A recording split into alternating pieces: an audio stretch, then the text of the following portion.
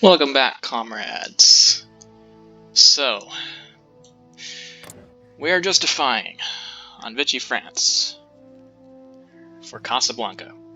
Because Casablanca has some resources that we can deny other people. I don't think we're actually using chromium at this point. We have plenty. But it also has more people than the Midi-Pyrenees.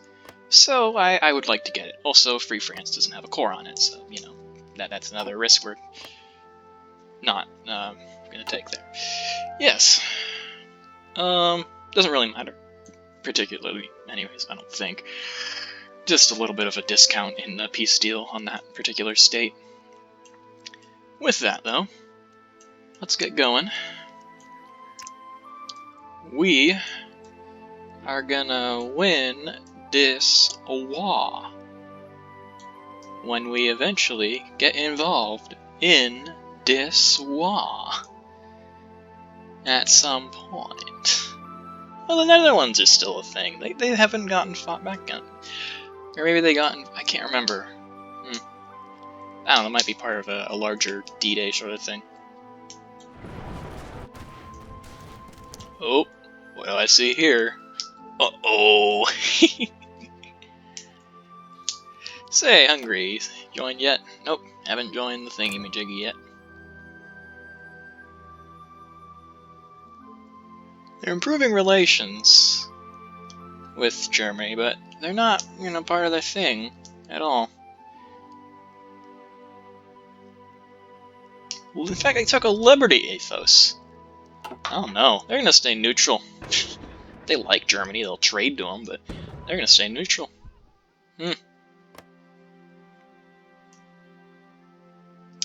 Wow.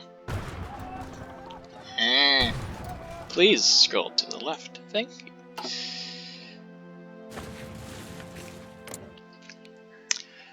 Yeah, so this is the day. We declare war in Vichy, France. And we finally get involved in World War II in July. I thought, yeah, well, D-Day was in July. It's interesting. I think D-Day was in July. Oh, by the way, another interesting fact. So, probably like almost 15 episodes ago, I said something about Harama being up here or something. I don't know. I was just assuming, because this is where the CNT FAI was very active, and so I assumed it was up here, but no, actually Harama is... well, you know, it's a river, so it's a very long river, you know, as rivers tend to be, but, I don't know, basically, it runs east of Madrid, and then kind of goes like this. And I think the Battle of Harama was near Madrid. So the Battle of Harama was probably about right here, actually. Interesting little fact there. Yeah. Because, unlike how this game works, there actually was you know, acceptable cooperation with the Republicans. There was a bit of a firefight at one point, but otherwise there wasn't, you know, a full-on three-way, four-way civil war kind of thing, you know? It was just some strife. Yeah. Anyways, we are... Anarchist commune questions motives of Vichy France. There's no doubt that Vichy France is preparing for war. The changes in policy make it plain to see that the French are not people of peace, but rather waiting for the right opportunity to strike against us. Will we stand idly by and watch them armor themselves while the Global Defense Council has them defended, or will we disarm this threat before it grows beyond our power? The hawks in the CNT FAI have turned their eyes towards Vichy France, arguing that attack is the best defense. Their viewpoint is gaining traction, and the Global Defense Council is preparing for war. At least through war, there will be an end to this conflict.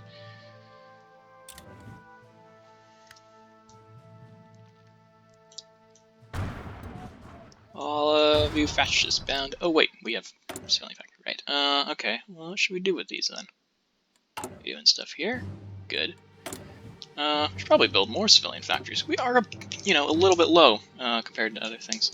Actually, you know what? Building some infrastructure would be pretty nice. Some more in Madrid. Granada, País Vasco, Tobasco. País Vasco, Tobasco. It's the best you can do. Alright, once we're done with some of that infrastructure, maybe we can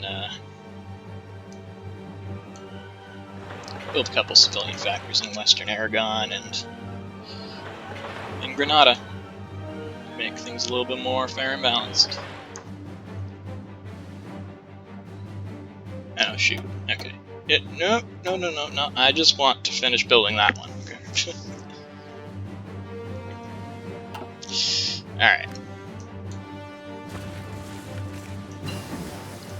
Oop, advanced artillery. Alright, we are now producing old artillery. Now we'll produce advanced artillery. New research. We are actually using some anti-air in our main battalions, so I think I'll get an anti-air upgrade really quick. Just 70 days. Whew, this music. We're going, aren't we? We're going. The Anarchist commune calls out French oppressors. My opponents would have you believe that my rule is...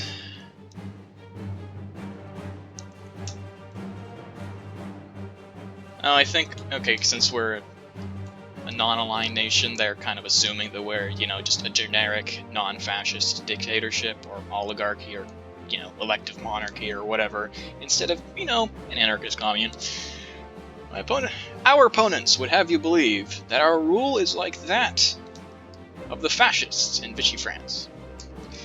They could not be more wrong. While Philippe Pétain's excesses are the result of a recent fad, a destructive mass movement bent on bullying other nations into submission, the CNT-FAI stands in opposition to that movement as the ones who will not submit. I am prepared to do whatever is necessary to eliminate this threat, even if it means war. The anarchist commune has adopted a hostile policy towards the French nation, whatever our leaders may be called. Fascist is a word reserved for our enemies. Tradition and pragmatism will always triumph over fanaticism and terror.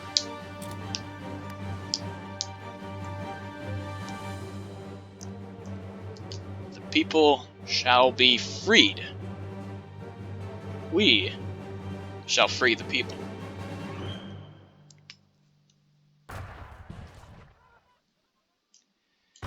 Any day now. Any day now. We'll do that. We'll do that in a week. All right. See you in a week. Yeah. Invasion. 1 week. Friday. Yeah. Okay. Cool.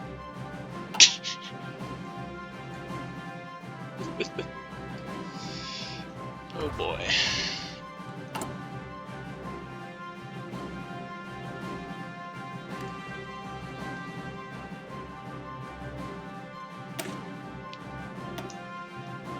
Yeah, I'm gonna put support anti-air here as well. Okay, yeah. If we remove this division, I bet that we could add more mountaineers.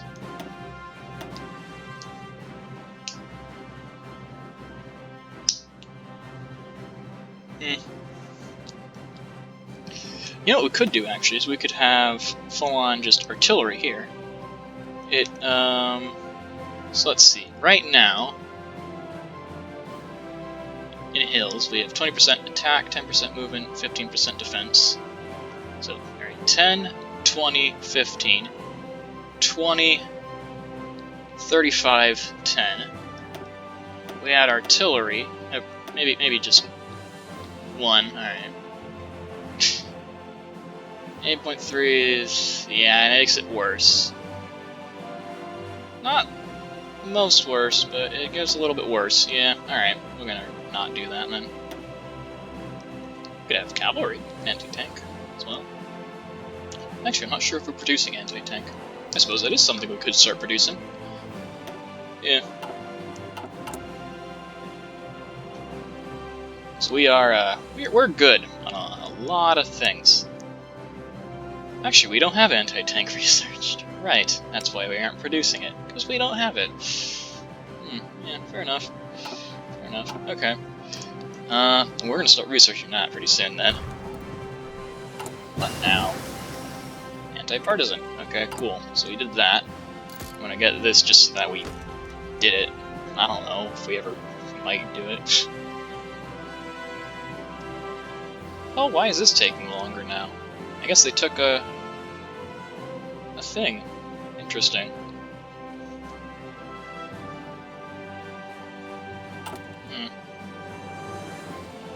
Anyways, what is it? Ban communism? Ooh. Ooh, yeah, look at that. Their support went down. Probably because we got, you know, even more, we got global, so now we can even just outright ban them.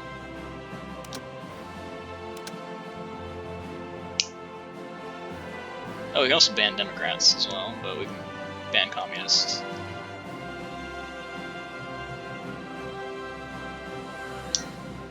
I don't know. Isn't...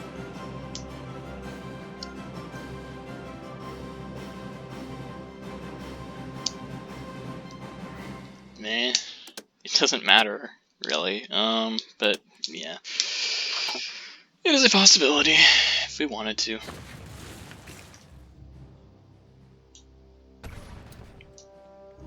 Oh boy.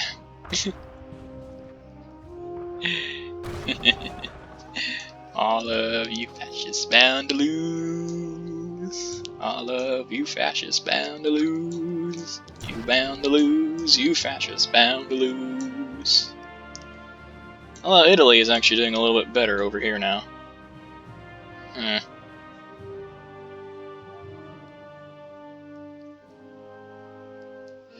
Still, I think it's pretty clear, ultimately, who is going to win. Oh yeah, look at that. They're both actually about the equal amount of losses, but they have a lot more fielded manpower. And the war goals. You know, this bar. This bar. Look at this bar. Meanwhile, German Luxembourg. Not so good for the Allies. The Soviets are winning real good. The Allies are not winning too good. But otherwise, you know, pretty good. War against Japan is not going well. That's basically the whole thing. War in Europe is going okay, though. 0 people died. Iceland surrendered with no casualties. We can declare war for Casablanca.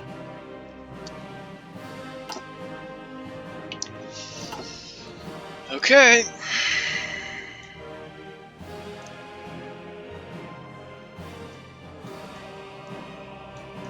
Are you ready, kids?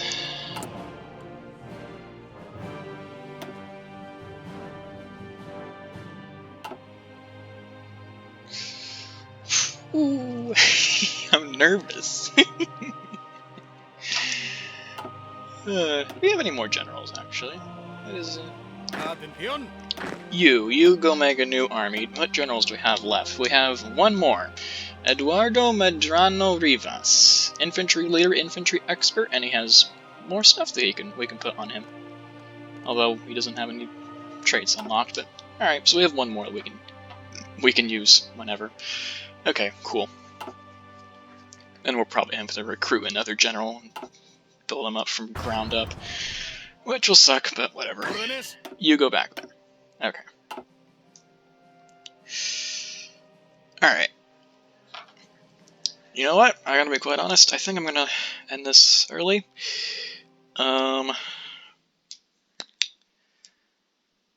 frankly, I just want to make sure that everything is good to go.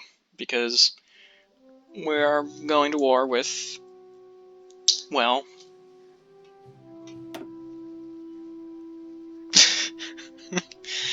Look at how big their font is. They're obviously powerful.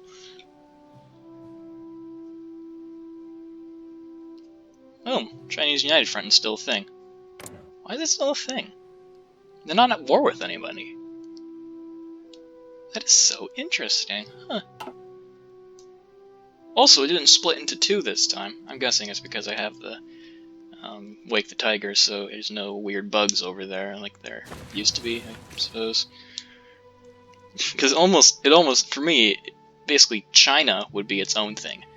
And then, they'd, well, you know, usually I'd play as Communist China, I'd annex Shaanxi, and then what would happen is that then the Guangxi clique would lead a different faction, which I would automatically get placed into, which also has Xinjiang and Yunnan, Xibei and Ma. Although Xibei and Ma often will also get just annexed by China because of a chance. Yunnan will do that quite often as well. Guangxi doesn't seem to do that particularly often, and Xinjiang, I've never seen him do that. And I've never seen Shaanxi do it, but, you know, that's because I always conquer them. Anyways. Yeah, I want to make sure that everything's good. Quite frankly, I also have to go to the bathroom. So we're going to end it a little bit early. But yeah, I guess we can look at things a little bit. Look at how things are doing. The Axis rules Central Europe. They're getting pushed into Norway. They're kind of pushing into Italy a little. They rule North Africa. Quite frankly, probably just because it's empty space, more or less, compared to Europe. The Allies, of course, have good control over, you know, British Isles, Southern Africa, India. There was a battle in Australasia, around Indonesia and stuff. India and Australia having to go battle up against Japan. America having to do naval battles in the Pacific. America is on the war. Yeah, they're in the Allies. Of course they're in the war. Duh. The Comintern with a total of 2 members. So, let's just call them the Soviet Union. And its friend Mongolia are pushing west from the Eastern Front into Axis territory. They helped destroy Bulgaria so that Greece could live, except that Italy is now re-invading Greece for like the 3rd time, so shit's not doing too well. They have, actually, hold on. This is core German territory they've gotten into. They've gone past Danzig. Damn, they're on the border with Slovakia.